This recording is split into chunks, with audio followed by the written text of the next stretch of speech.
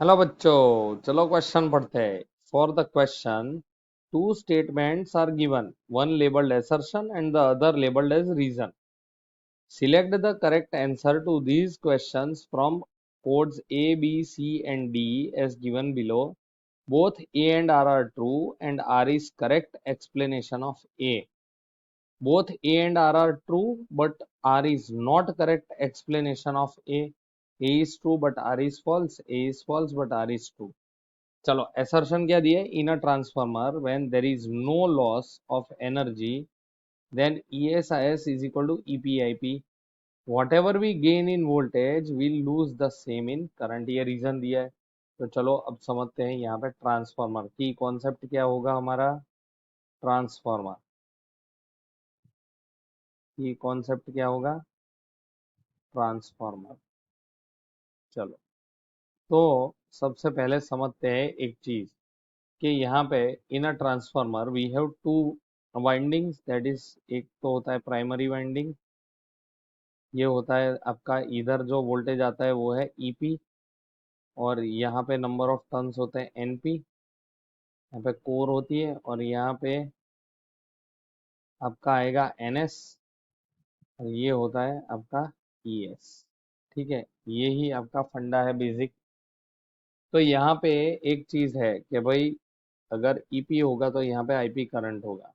तो basic transformer का फंडा यही है कि while stepping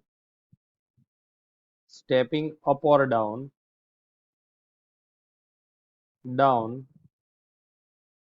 voltage, voltage क्या होगा? voltage increases, then current, current क्या होगा? decrease होगा, and vice versa। ठीक है, मतलब उल्टा उसका, अगर वोल्टेज घटेगा तो करंट बढ़ेगा। मतलब क्या हो रहा है? V is inversely proportional to I। ये तो है ही। क्यों ऐसा है?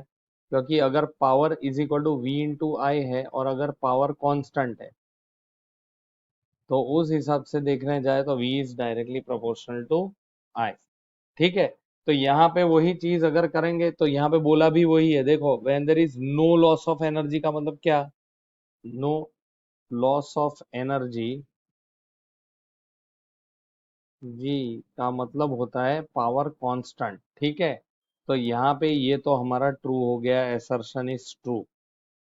कि भाई इसी वजह से हम बोल सकते हैं कि भाई प्राइमरी पे जो पावर होगा EP is equal to E S I S. ये तो सही है, ये सही है। चलो दूसरा देखते हैं। Whatever gain in voltage we lose the same in current. यहाँ पे आपने देख लिया वो भी, तो ये भी हमारा ट्रू है। तो ये भी बात सही है, it is the correct explanation. तो यहाँ पे ए आएगा।